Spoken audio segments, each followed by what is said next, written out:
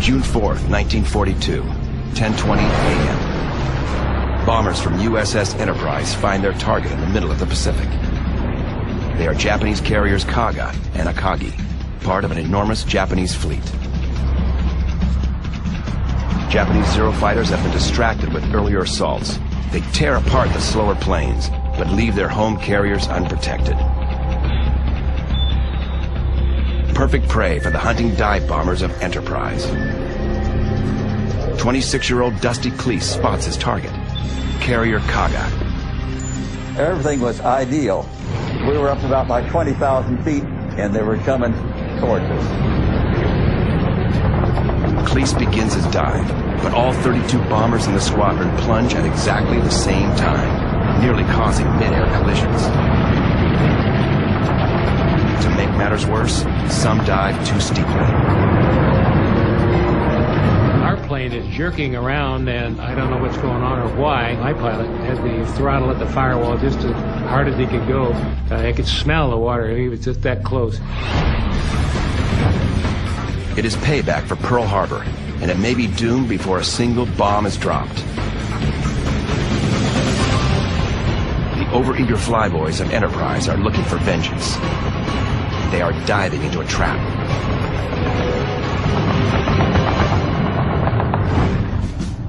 Flashback. The battle called Midway had actually begun 24 hours before. On June 3rd, 1942, USS Enterprise sails 900 miles from her home base in Hawaii, accompanied by fellow carriers Yorktown and Hornet. She is heading for a tiny American outpost on a remote atoll called Midway. 175 miles west, 4 Japanese carriers steam southeastward on a collision course. Imperial Admiral Isoroku Yamamoto plans to finish the job he started at Pearl Harbor. The USS Enterprise is what the Japanese really wanted to take out. Yamamoto knew that if he could take out our carriers, they essentially would win the war. The main force of Japanese ships headed toward Midway include 4 aircraft carriers: Kaga, Akagi, Soryu, and Hiryu. 7 battleships, 150 support ships, cruisers, destroyers, and tankers, 248 carrier aircraft, 16 floatplanes, and some 15 submarines.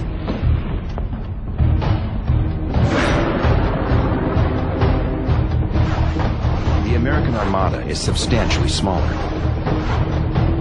3 aircraft carriers, 50 support ships, 233 carrier aircraft, 127 land-based aircraft on Midway Island, and 8 submarines, outnumbered nearly 2 to 1.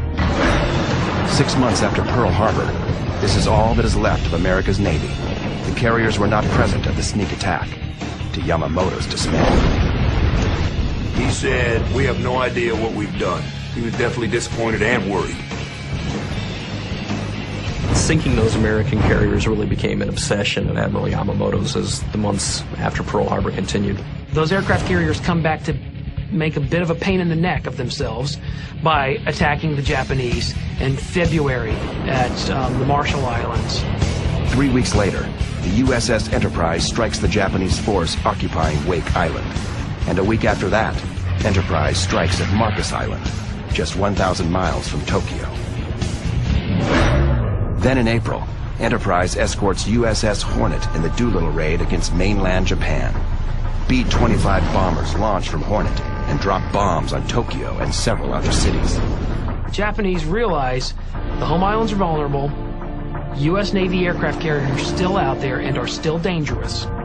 So what we need to do is get rid of their aircraft carriers and then set up one more outpost further out into the Eastern Pacific. One carrier, Lexington, has already been sunk a month ago. And now, Admiral Yamamoto plans to lure the rest of them into a trap.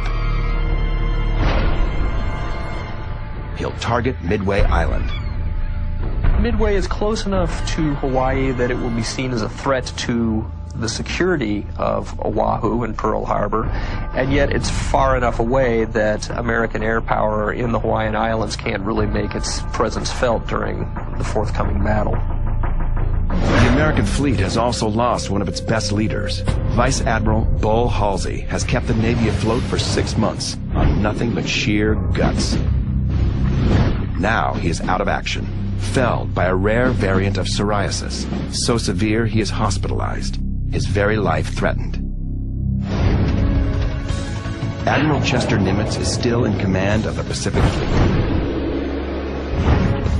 Nimitz, a Texas native and a 41-year veteran of the Navy, is a shrewd and efficient commander.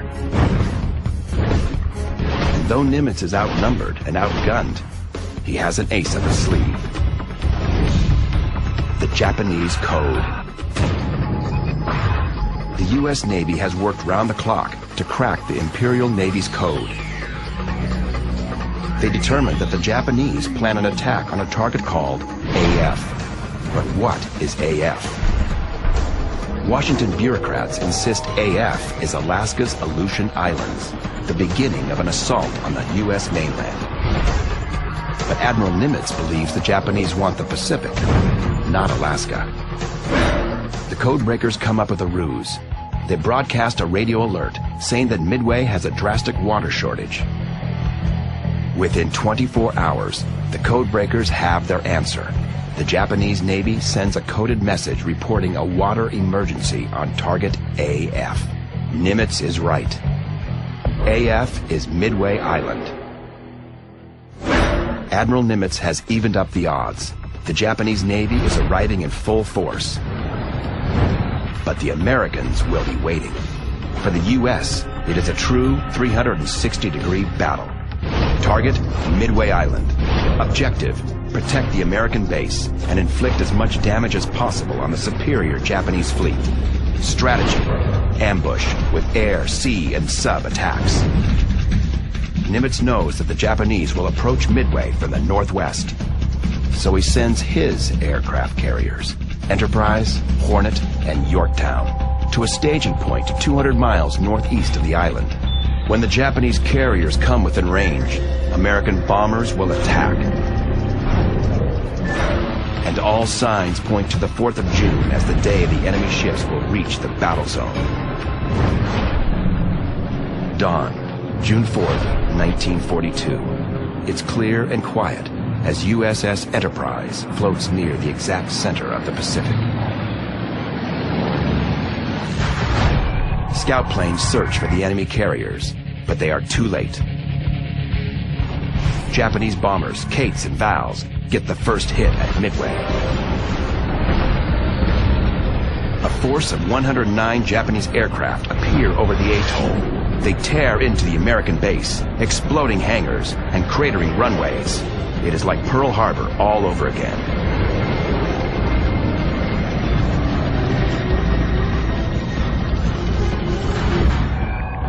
Back with Enterprise and her task force, sailors prepare for action, but haven't gotten word of the Midway attacks. Over on USS Yorktown, 21-year-old Oklahoma native Lloyd Childers, a radio man gunner, dressed alongside his brother Wayne. Childers had an odd sense that his chances of surviving his mission today were slim.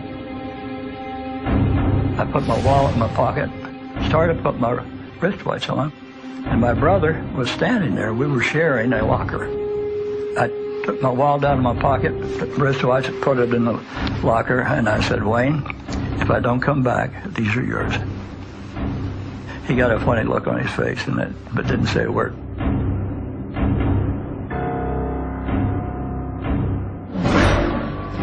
The morning's ominous tone gets worse when they reach the mess hall. It's a hearty meal of steak and eggs, a sign to the airmen that real trouble is ahead. Dive bomber pilot Dusty Cleese is a 26-year-old Naval Academy graduate from Coffeyville, Kansas. Now, we always knew that anytime we ever had steak and eggs, that was going to be a busy day. Somebody behind me says, last meal for the condemned men. 7 a.m. Reports of the attack on Midway reached the Enterprise. The flyers scramble to prepare for their launch. In Enterprise's ready room, pilots shake hands with one another, many for the last time. The ideal launch order is for the Wildcat fighters to climb into the sky first to protect the planes that follow. Then the torpedo bombers launch, followed by the dive bombers. The dive bombers are faster than the torpedo planes and can catch up. But it doesn't come off like clockwork this morning. Problems with plane jockeying on the flight deck cause delays. Some squadrons don't properly coordinate and become scattered. The problem from the American standpoint is that at this point in the war, we really don't understand how to use our carriers in company with each other. So when the American carriers finally begin launching their aircraft, they put them up in such a way that you have squadron-sized groups going off and doing their own individual searches for the Japanese rather than putting together a coordinated strike with torpedo bombers, dive bombers, and fighter escorts. SBD scout bomber pilot Dusty Cleese says goodbye to his friend Tom Eversole. Eversole pilots one of the slow, vulnerable torpedo bombers. His odds of returning from the battle are low. He knew that he was on a suicidal thing, you know. The torpedo bomber aircraft the men are flying, the TBD Devastator, is not a good airplane for the job. In the torpedo plane department, the Americans have real deficiencies. It's underpowered, it's slow, it has to launch its torpedoes at very low altitude and very low speed. Over on Yorktown, radio man gunner Lloyd Childers climbs into the back of his torpedo bomber, with his pilot, Harry Coral, up front. When we were strapped in and everything ready to go, I picked up the mic and I told Mr. Coral, today's my 21st birthday. Theoretically, today I'm a man, so let's celebrate. Moments later, Coral and Childers' TBD Devastator, lugging a 2,000-pound torpedo, roars down the flight deck and fights its way into the air. They'll have to fly nearly 2 hours to reach the Japanese ships. While the torpedo planes lumber into the sky, American forces have already begun the assault on the Japanese. 7:10 a.m. The first wave of the American attack begins. Bombers have launched from Midway Island to attack the Japanese carriers. The enemy warships open up with anti-aircraft fire. A typical Japanese aircraft carrier is bristling with weaponry. The Kaga, an important carrier in this fight, wields 5 8-inch guns that can reach out more than 10 miles.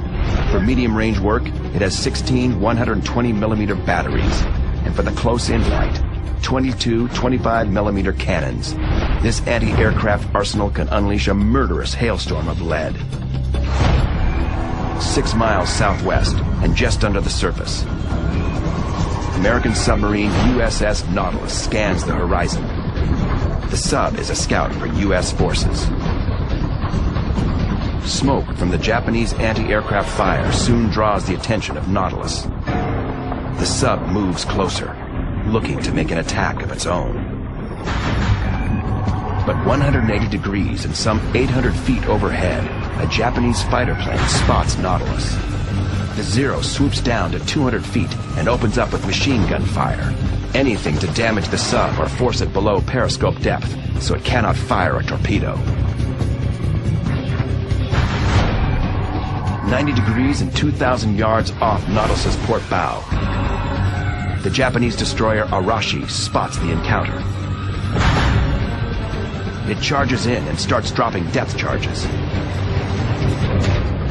A depth charge is an explosive device designed to sink a submarine with a powerful underwater explosion. A fuse set will activate at a predetermined depth, detonates the explosive.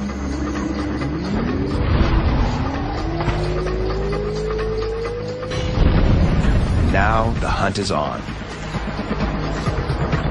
With a speed of 35 knots and armed with 8 torpedo tubes and 26 depth charges, Arashi is a sub-killer. Depth charges don't have to be direct hits.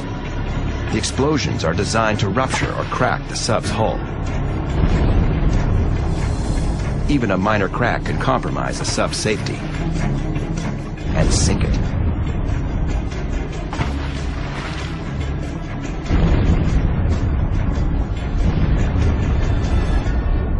The explosions miss Nautilus, but the sub takes no chances and dives temporarily.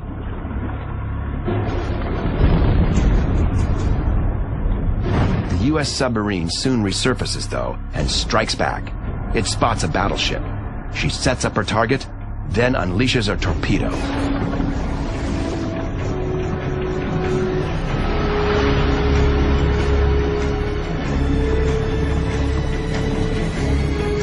The American torpedo misses its mark. But it's threatening enough that Arashi devotes the next few hours to stalking the submarine. This is a small encounter in a massive engagement, but the sub hunt will have repercussions that will turn the tide of battle and determine the fate of the fleet. 160 miles west, the Japanese continue to Midway.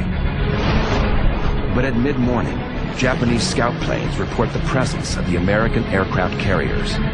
The Japanese fleet immediately breaks from its southeasterly course and heads northeast toward the American warships. But the destroyer, Arashi, stays behind to continue hunting the U.S. submarine Nautilus. With Arashi in the area, Nautilus will not come near the surface for fear that the destroyer will detect it and drop depth charges. If the submarine cannot come near the surface, it cannot use its periscope to sight targets and take aim, so it cannot fire torpedoes effectively. In changing course, the Japanese carriers soon steam right into the path of 2 American torpedo bomber squadrons. The torpedo bombers of USS Hornet spot the enemy carriers first. All 15 TBD Devastators roll in for the attack. Most of the lumbering airplanes do not even get close. Swarming Zero fighters and flak from enemy destroyers and battleships send them crashing into the briny water below.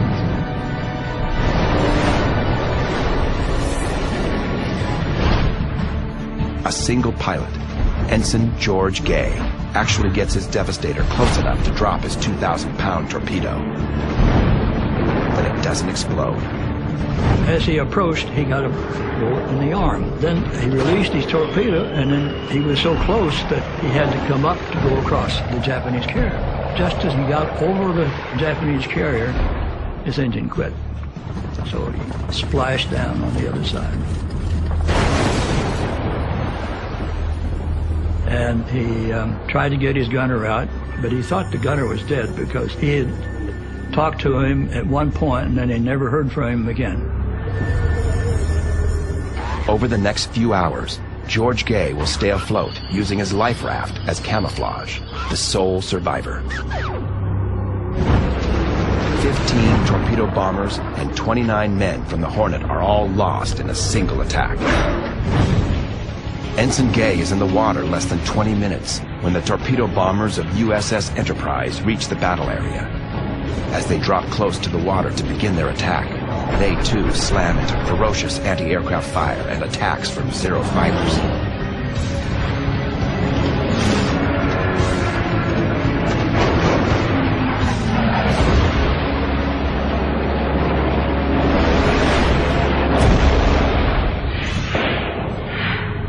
Most go down. But 4 Enterprise torpedo bombers manage to escape the deadly barrage and will eventually make it back to the ship. Unfortunately, Tom Eversole, friend of SBD pilot Dusty Cleese, is not among the surviving air crewmen. I almost cried thinking about it. He was my, very, very best friend, and he didn't come back.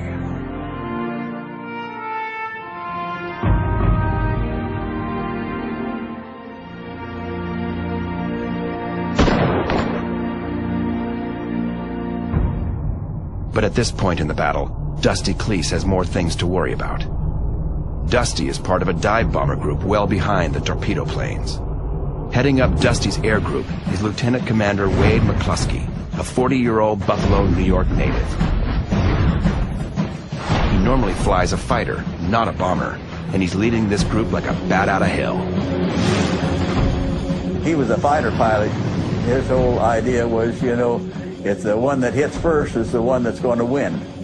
So we were going at 190 knots. Dauntless dive bombers usually fly at 160 knots. At 190 knots, they may run out of fuel before they can return. Also among McCluskey's air group is Bruno Guido. Back in February, Guido's quick action and heroism diverted disaster when a suicide bomber targeted Enterprise at the end of the Marshall Islands raid. Guido scrambled from his catwalk battle station to the machine gun in the rear seat of a dauntless dive bomber parked on the flight deck. He opened fire on the Japanese suicide bomber, forcing it to crash. Also flying in the squadron is 19-year-old radio man gunner Don Hoff. He is still getting adjusted to life aboard the massive floating city called Enterprise. The enlisted men's quarters are deep in the bowels of the Big E. It's nearly 2,000 bunks, 4 deep, where Hoff got a rude awakening on his very first night. My bunk was the bottom bunk, the one that's right on the floor. I was in there just in my shorts, and I woke up about midnight or so, and there was hot water that was splattering on me, splattering in my face, and I just hot on my chest, my stomach. Then I realized that I wasn't in a dream. I look up there, and this guy is standing there urinating on me. He wasn't sleepwalking. He was one of the local squadron drunks. They pushed this guy, and he staggered on down there, still urinating. So that was my introduction, and I thought to myself, I wonder how long I'm going to be able to put up with this. Now Hoff is in McCluskey's squadron, and they're in for a surprise. When McCluskey's bombers reach the point where the Japanese carriers are supposed to be, they see nothing but empty ocean. We got out there, and the sun was shining, and there were a few scattered clouds around, but you could see for a long ways, and there was nothing, absolutely nothing in the water. The dive bombers are unaware that the Japanese fleet has changed course toward the northeast, heading not for Midway, but for their real prey, Enterprise and her sister carriers. McCluskey faces a dilemma. If he keeps going, his squad will run out of fuel. We were getting right about the end of where if we have to continue to fly with a bomb load like this, we're going to have difficulty getting back. It was going to be close. If he doesn't turn back soon, his men will probably have to ditch in the ocean with no guarantee of rescue. On the other hand, the enemy can't be too far away, and the damage his air group could do to those carriers might save a lot of American lives in the long run. McCluskey makes a gutsy choice. He keeps going, risking a crash landing for his entire crew, for a chance to find the enemy and destroy him. And the decision soon pays off. Within minutes, McCluskey spots a tiny white wake in the ocean below. I saw McCluskey point out to the side, and I looked down there, and all I could see was what looked like a little tiny miniature ship down in the water. It's the Japanese destroyer Arashi, the vessel that had been stalking the submarine Nautilus. It has given up its search and is now powering back to the fleet. And that ship was not zigzagging, it was going at what they call flank speed, which means a big bunch of water coming up behind it. They were doing 35 knots or more, and he was heading straight. McCluskey wisely decides that if I just follow this ship back, he'll probably take me back to the Japanese carrier task force. McCluskey changes course and tails the Arashi. If the Enterprise flyers can keep from running out of gas, they may hit pay dirt. The Arashi points directly at the target, but before McCluskey gets there, another attack begins. The Japanese carriers are hit by bombers. Pilot Harry Corral and rear seat gunner Lloyd Childers buzz in with 13 other TBDs to drop their payloads. But Japanese Zeros intercept them in an instant. Zeros have a top speed of 330 miles per hour, a rate of climb of 3,100 feet per minute, two 20-millimeter cannons in the wings. To make this agile predator even more lethal, there are two 7.7-millimeter machine guns in the engine cowling. There was a Zero coming head on. He came right in a real steep bank over us. So I wanted to get a burst in, but I pressed the trigger. Gun was still on safety, didn't fire. And so I corrected that situation very quickly because there were several other Zeros in the area. And the best description that I can think of what it looked like was a bunch of bees attacking us. Japanese Zero pilots are talented and disciplined flyers with years of experience.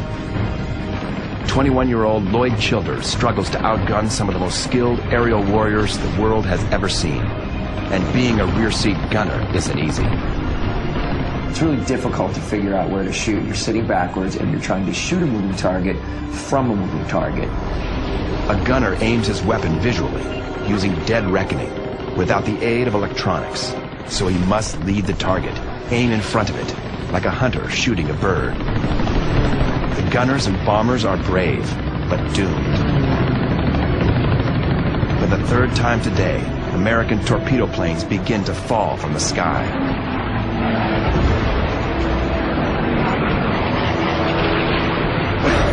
Harry Corral said, "Look at the skipper, look at the skipper." And I went around to look, and then I was looking right in the face of my boss, the chief radioman, and the plane was in flames. And I was looking at the chief's eyes. At first, his expression was, "What's going on?" Question mark. And then fear. He had figured it out.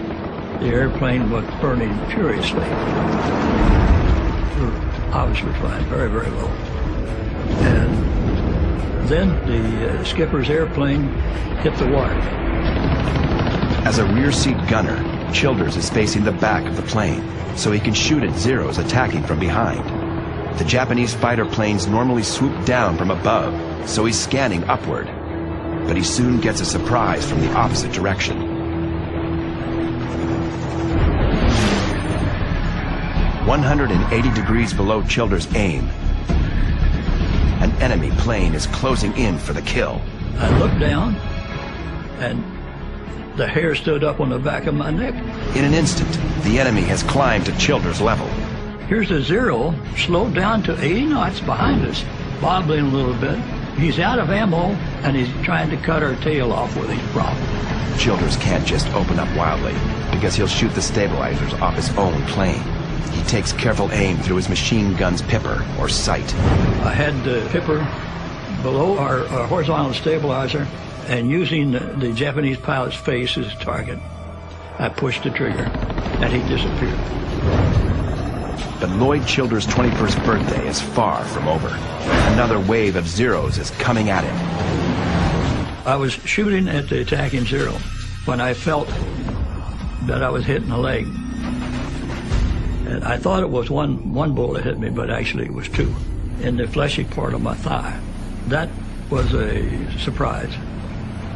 For some reason, I didn't expect it. Also a surprise because it didn't hurt. Moments later, Childers is hit yet again, this time just above the ankle of the other leg. This wound is painful, but the young man keeps up his fire at the enemy. The Yorktown torpedo bombers score no hits. Most are shot down before they ever get close enough to drop their torpedoes. The score: the Japanese have shot down 25 planes, Americans, none. But the Yorktown's disastrous attack inadvertently brings a lucky turn of events for the Americans. The Japanese fighters were focusing on an incoming torpedo plane attack from VT-3, Yorktown's torpedo squadron, and were forgetting to look around them to see if there were additional attacks coming in. The Zeros have temporarily left the Japanese carriers without air cover. And at just that point, Wade McCluskey and his Enterprise dive bombers appear on the horizon, like the cavalry riding to the attack. McCluskey has followed the Japanese destroyer Arashi directly to the big prize, the Japanese carrier fleet. This is the moment bomber pilot Dusty Cleese recognizes his target, the Kaga. I could see these two great big ships, you know, that were closest to us, and then a smaller one that was farthest away. The two ones closest had to be the Akagi and the Kaga. Lieutenant Commander McCluskey immediately orders an attack, giving instructions for the air group to split in two, with one squadron attacking the Kaga and the other attacking the Akagi.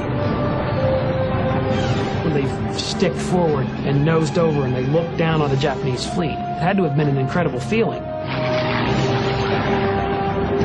And they were headed directly into the wind. Boy, that's the perfect place to make an aiming spot on ships. Heading into the wind helps a bomber and bomb stay on course. A crosswind can alter the trajectory of both. The air group begins its dive, but there's confusion initially. Everyone goes for the same ship at first, the Kaga. We almost had some mid-air collisions because we had two squadrons that were both starting to try to dive on the same aircraft carrier. Fortunately, one of the squadron commanders, Dick Best, alertly recognizes the error and breaks off with two other planes to attack the Akagi. At the same time, back with the main bomber group diving on the Kaga, confusion has caused the pilot of Donald Hoff's plane, James Dexter, to dive his bomber at a much steeper angle than he'd intended.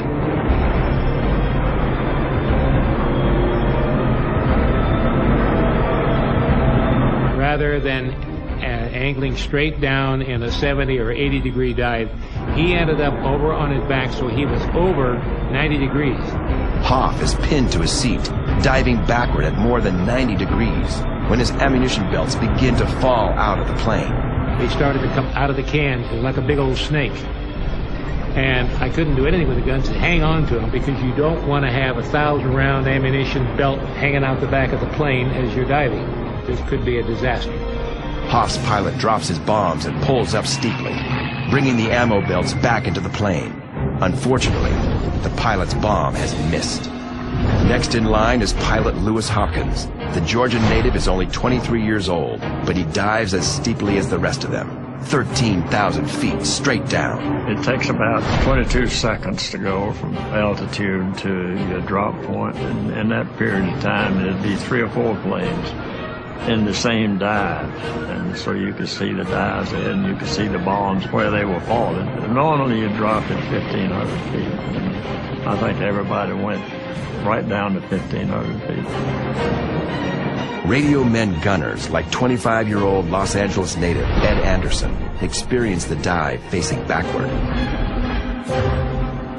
It's going pretty fast, and you're pulling out a hard pull out, and when you pull out, you're just glued to the seat. You can't move until he straightens out enough. I watched McCluskey and his two wingmen drop their bomb. They missed. And then Earl Gallagher was the next one. It hit directly about like 200 feet from the stern of the Kaga. Here was the first fighter plane taken off. Now this 500-pounder landed smack right on top of it, and it exploded. Next, it is Dusty Cleese's turn, and he's willing to risk his life to hit the target. I aimed at the big red circle at the front. Now, of course, you don't aim where it is, you aim where it's going to be. I wanted to make sure I was going to hit, so I only pulled out that thing, you know, at 1,000 feet. 9G pull out to just barely miss hitting the ocean.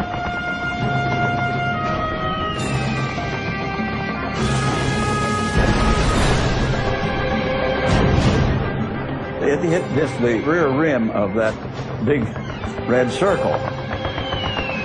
This thing went way, way down below deck. James Dexter and Don Haw also pull out very close to the water.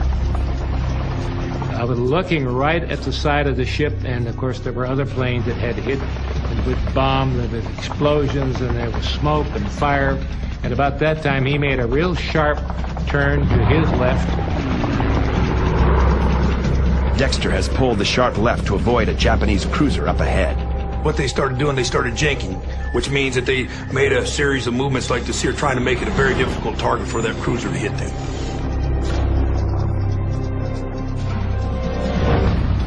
But Dexter and Hoff soon confront a new threat.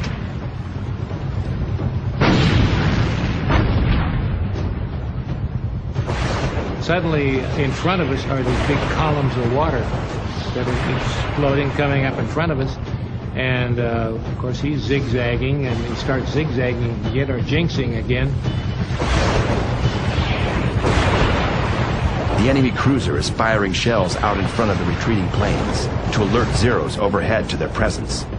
The columns of water caused by the explosions are deadly obstacles.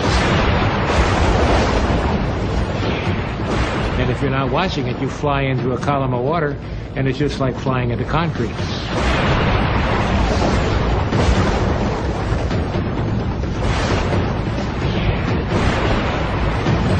About that time, one of those shells hit in the water right below us, and it exploded, and it lifted us right straight up in the air about 40 or 50 feet. Even so, Dexter and Hoff managed to escape unscathed.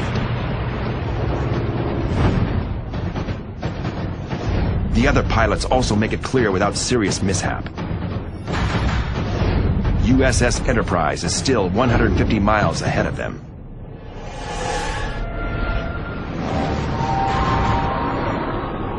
Now the question was, do we have enough gas to get back to the ship? The victors have hit hard, but they may not survive the return. And there's one more Japanese carrier still out there, preparing for an attack.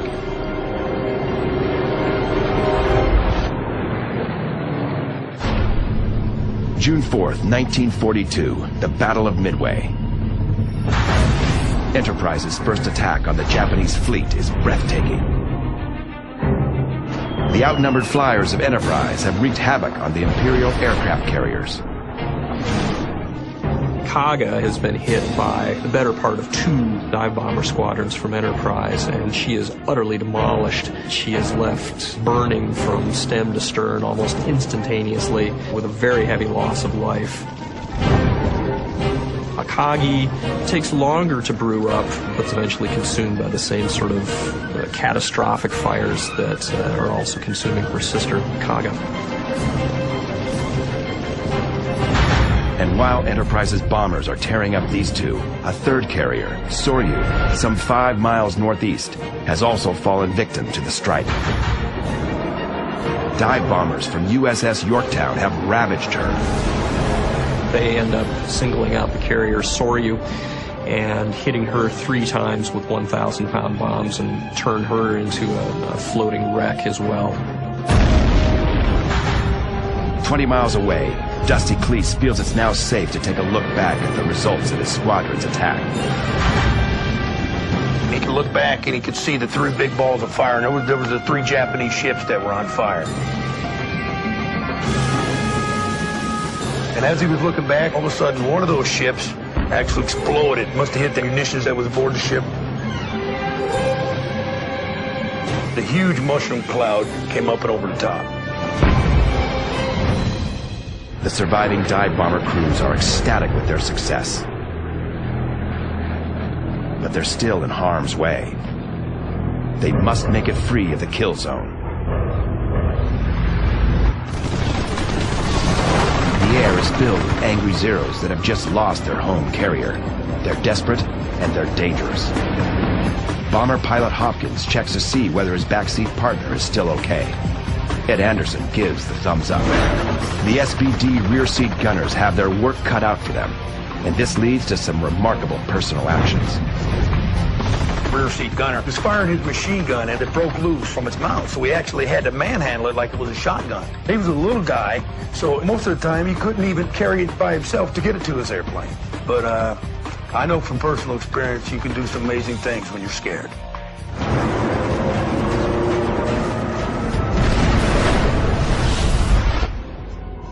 But no extraordinary physical effort can save rear seat gunner Bruno Guido and his pilot Frank O'Flaherty. This aircrew will pay a high price for the morning's accomplishments.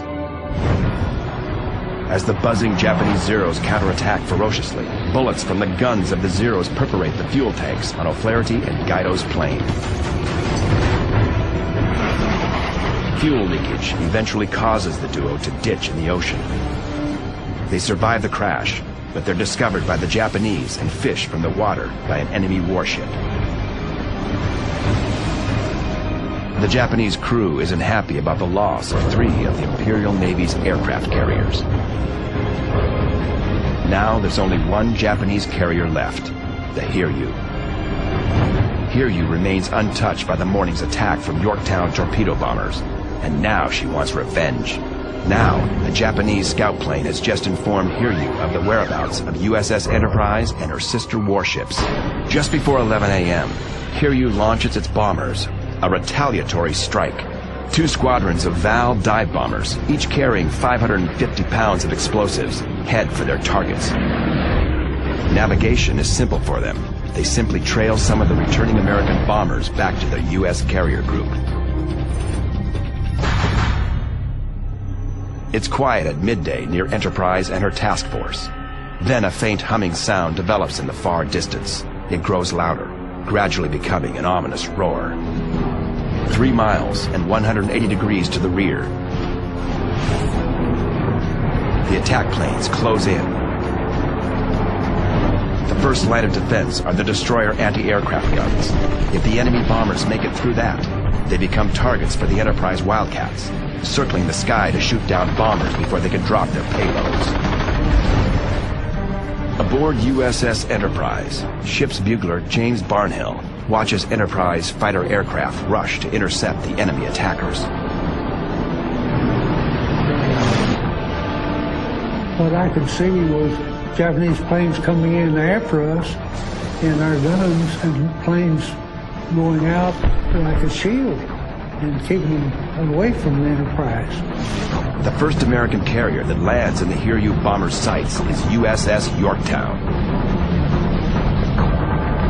Some of the enemy planes make it through the ship's defenses.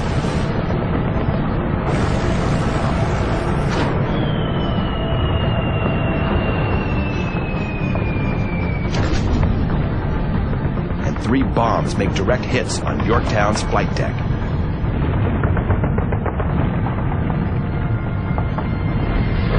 One bomb kills 17 gunners and tears a 10-foot square hole in the center of the flight deck. Another bomb drilled its way through to the base of the smokestack before exploding and extinguishing the boilers. Multiple fires erupt. American carrier flight decks in World War II have a top layer of wooden planks. It is a way to lighten the weight of the overall ship. But the wooden surface compounds the danger when fires erupt. But the Yorktown damage control crew leaps into action, unreeling hoses and dousing burning surfaces with extinguishing foam. And they patched the hole in the deck. They got the boilers working again. A couple of hours later, the fire is completely extinguished. The hole in the deck is patched, and Yorktown is back underway at 19 knots. But her new lease on life is cut short. At mid-afternoon, a second wave of bombers arrives from the Hiryu. These carry torpedoes. Again, they reach Yorktown first. But since the vessel is no longer burning and has been patched so quickly, they believe it is a different carrier.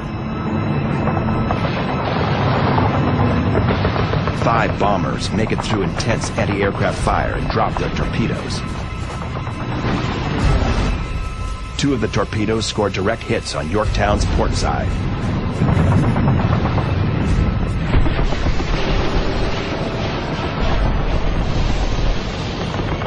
Again, the fires are extinguished, but this time, the damage is too severe to be repaired quickly. The listing deck is a serious problem for Yorktown's flyers. one aircrew that must bypass Yorktown is wounded rear seat gunner Lloyd Childers and his pilot Harry Coral. We came back to the Yorktown, and looking at it, noticed immediately there was about a 30-degree list. And she was dead in the water. The angle means the Yorktown's aircraft have no place to land. Childers and Coral buzz the deck desperately, seeking a safe landing. Childers' brother Wayne is on deck. He fears his brother's foreboding from this morning has come true as the plane buzzes past. Wayne waves to show that he's okay, running the whole length of the ship, trying to get his brother to wave back. There is no response. Badly wounded in both legs, a bullet lodged just above his right ankle. The young gunner has lost an alarming amount of blood and is struggling to remain conscious. His brother can't tell if he's alive or dead. I had my head down, and when I'd straighten up, I'd start to pass out. So I didn't look up very often. I was keeping down like this, and that's why I didn't wave, but I did look. There's only one hope for the stranded flyers of Yorktown, the deck of Enterprise. Now the Big E does double duty. Home base for both her planes and those of Yorktown. But Childers' torpedo bomber is badly damaged. They are forced to ditch in the ocean within sight of the carriers. A relieved Wayne Childers can see his brother is safe as he is fished out of the water. Lloyd Childers began the day thinking it would be his last. In fact, it has been one of the most successful days in the fleet's history, so far. But there's one more enemy carrier out there, and attacks from her bombers must be put to a stop. Enterprise launches her squadrons for a final run. Their goal, the carrier Hiryu, the enemy vessel that has mortally wounded Yorktown, and some of the pilots carry a grudge. It's a composite group from Yorktown flyers being launched from the Enterprise and Enterprise's own flyers that discover the Hiryu later in the afternoon. After more than an hour in the air, the dive bombers from Enterprise and Yorktown come in range of Hiryu. Pilot Earl Gallagher is leading this attack. He plunges toward the carrier. Just as he dropped his bomb, the Hiryu made a tight turn, you know, like this thing. And so his bombs landed exactly right where it should be, you know, if the ship hadn't made that tight turn. So I had made these corrections to hit the bow. When Cleese dives, he doesn't make the same mistake. It's a direct hit. It just took that front end of the Hiryu and it, like a taco, it just rolled it back on top of itself. And of course it made that ship totally useless. The bow of Hiryu is torn apart. Fire spreads below decks. The Japanese Navy chooses to sink her. Admiral Yamamoto's plan to trap the American carriers has backfired spectacularly. In a single battle, 4 Japanese carriers are sunk. 1 cruiser is scuttled. 228 Japanese aircraft destroyed. And 3,000 Japanese sailors and crewmen are killed. Although the American losses include 1 destroyer and the carrier Yorktown, it is the most surprising victory in the annals of U.S. naval warfare. Yamamoto is forced to call off the attempted invasion of Midway. 24 hours after the battle, there is still 1 American floating alone in the sea. Ensign George Gay was shot down in the first attack and has kept himself afloat as the battle raged around him. He is finally fished from the water by a float plane. Gay is taken back to Enterprise, where he soon tracks down fellow torpedo bomber crewman Lloyd Childers, recovering in sickbay. He didn't know me. The reason he came down at first was he heard there was a kid down there from the torpedo squadron. And he thought, maybe from my squadron. So he came down to find me as quickly as he could. The 2 survivors become friends. George Gay came down every day to visit with me and talk to me. And he told me exactly what happened, everything from beginning to end. Word comes later that rear seat gunner Bruno Gaido and his pilot Frank O'Flaherty were not so fortunate. The 2 men are interrogated aboard the Japanese destroyer Makigumo. Angered by their crushing defeat, the Japanese crewmen aboard Makigumo bind Gaido and O'Flaherty with ropes tie weights to their feet, and toss them overboard to drown.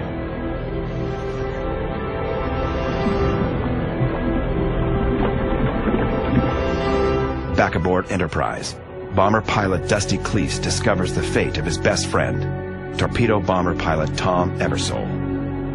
He didn't come back. And well, if there's any saints in heaven, he's up there now. For the fortunate men who survived the battle, the experience creates a connection unlike any other. When you've served time in a military unit, you forge a bond that lasts for life. You get to this level of camaraderie that I think your average civilian just can't really understand. You lose your sense of self. It's not about you. It's about the bigger picture. It's about the unit. It's about your buddies. Pilot Lewis Hopkins and his rear seat gunner Ed Anderson faced death in the attack that brought down the Kaga, but they lost touch after the war. When our producers contacted them, each was surprised the other was alive. Now, after 65 years of separation, the two men are about to meet for the first time since they fought side by side.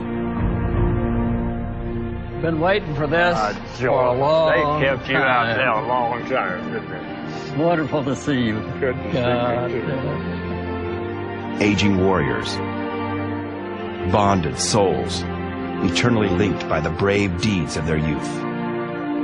Some of those fellows never made it, you know. Yeah. We were one of the luckies.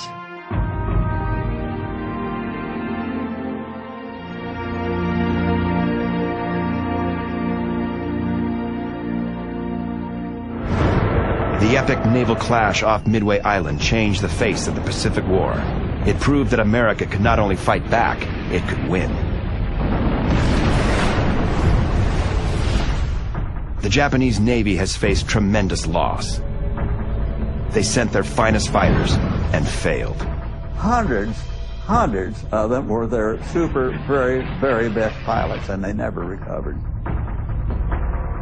The Japanese don't possess the capability of replacing those assets, whereas the sleeping giant sitting back in North America was just getting started. Admiral Yamamoto and the Japanese High Command are shaken. They have awoken the giant and felt its wrath. June 4th, 1942, 10:20 a.m. Bombers from USS Enterprise find their target in the middle of the Pacific. They are Japanese carriers Kaga and Akagi, part of an enormous Japanese fleet. Japanese Zero fighters have been distracted with earlier assaults. They tear apart the slower planes, but leave their home carriers unprotected. Perfect prey for the hunting dive bombers of Enterprise. 26-year-old Dusty Cleese spots his target, carrier Kaga. Everything was ideal. We were up about like 20,000 feet, and they were coming towards us. Cleese begins his dive, but all 32 bombers in the squadron plunge at exactly the same time, nearly causing mid-air collisions. To make matters worse, some dive too steeply. Our plane is jerking around, and I don't know what's going on or why. My pilot had the throttle at the firewall just as hard as he could go. I could smell the water. He was just that close. It is payback for Pearl Harbor, and it may be doomed before a single bomb is dropped. The overeager flyboys of Enterprise are looking for vengeance. They are diving into a trap.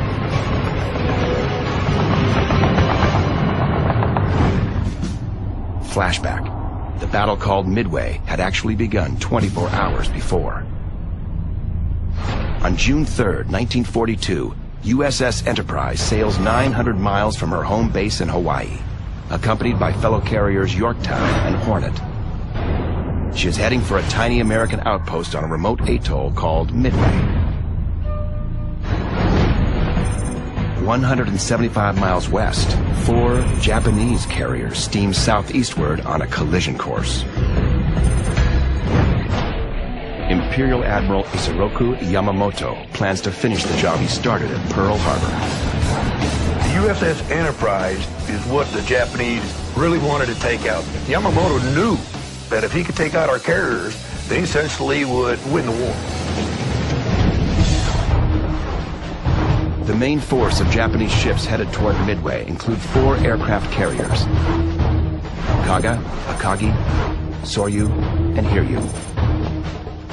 7 battleships, 150 support ships, cruisers, destroyers, and tankers, 248 carrier aircraft, 16 float planes, and some 15 submarines.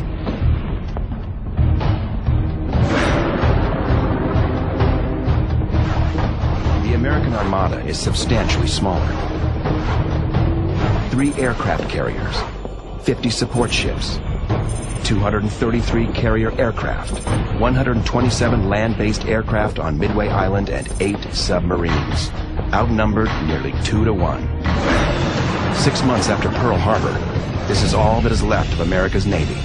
The carriers were not present at the sneak attack, to Yamamoto's dismay. He said, "We have no idea what we've done." He was definitely disappointed and worried. Sinking those American carriers really became an obsession of Admiral Yamamoto's as the months after Pearl Harbor continued. Those aircraft carriers come back to make a bit of a pain in the neck of themselves by attacking the Japanese in February at the Marshall Islands. 3 weeks later, the USS Enterprise strikes the Japanese force occupying Wake Island. And a week after that, Enterprise strikes at Marcus Island, just 1,000 miles from Tokyo. Then in April, Enterprise escorts USS Hornet in the Doolittle raid against mainland Japan. B-25 bombers launch from Hornet and drop bombs on Tokyo and several other cities. The Japanese realize the home islands are vulnerable, U.S. Navy aircraft carriers are still out there and are still dangerous. So what we need to do is get rid of their aircraft carriers and then set up one more outpost further out into the Eastern Pacific. One carrier, Lexington, has already been sunk a month ago. And now, Admiral Yamamoto plans to lure the rest of them into a trap. He'll target Midway Island. Midway is close enough to Hawaii that it will be seen as a threat to the security of Oahu and Pearl Harbor, and yet it's far enough away that American air power in the Hawaiian Islands can't really make its presence felt during the forthcoming battle. The American fleet has also lost one of its best leaders. Vice Admiral Bull Halsey has kept the Navy afloat for 6 months on nothing but sheer guts. Now he is out of action, felled by a rare variant of psoriasis, so severe he is hospitalized, his very life threatened. Admiral Chester Nimitz is still in command of the Pacific Fleet. Nimitz, a Texas native and a 41-year veteran of the Navy, is a shrewd and efficient commander. And though Nimitz is outnumbered and outgunned, he has an ace up his sleeve: the Japanese Code. The U.S. Navy has worked round the clock to crack the Imperial Navy's code. They determined that the Japanese plan an attack on a target called AF. But what is AF? Washington bureaucrats insist AF is Alaska's Aleutian Islands, the beginning of an assault on the U.S. mainland. But Admiral Nimitz believes the Japanese want the Pacific, not Alaska. The codebreakers come up with a ruse. They broadcast a radio alert saying that Midway has a drastic water shortage. Within 24 hours, the codebreakers have their answer. The Japanese Navy sends a coded message reporting a water emergency on target AF. Nimitz is right. AF is Midway Island. Admiral Nimitz has evened up the odds. The Japanese Navy is arriving in full force. But the Americans will be waiting. For the U.S., it is a true 360-degree battle. Target, Midway Island. Objective, protect the American base and inflict as much damage as possible on the superior Japanese fleet. Strategy, ambush with air, sea, and sub attacks. Nimitz knows that the Japanese will approach Midway from the northwest. So he sends his aircraft carriers, Enterprise, Hornet, and Yorktown, to a staging point 200 miles northeast of the island. When the Japanese carriers come within range, American bombers will attack. And all signs point to the 4th of June as the day the enemy ships will reach the battle zone. Dawn, June 4th, 1942. It's clear and quiet as USS Enterprise floats near the exact center of the Pacific. Scout planes search for the enemy carriers, but they are too late. Japanese bombers, Kates and Vals, get the first hit at Midway. A force of 109 Japanese aircraft appear over the atoll. They tear into the American base, exploding hangars and cratering runways. It is like Pearl Harbor all over again.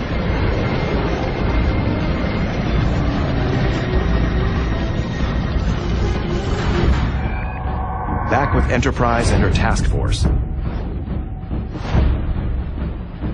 sailors prepare for action, but haven't gotten word of the Midway attacks. Over on USS Yorktown, 21-year-old Oklahoma native Lloyd Childers, a radio man gunner, dressed alongside his brother Wayne.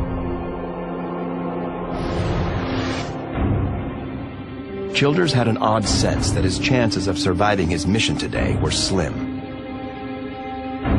I put my wallet in my pocket, started to put my wristwatch on, and my brother was standing there. We were sharing a locker. I took my wallet out of my pocket, took the wristwatch, put it in the locker, and I said, "Wayne, if I don't come back, these are yours." He got a funny look on his face, but didn't say a word.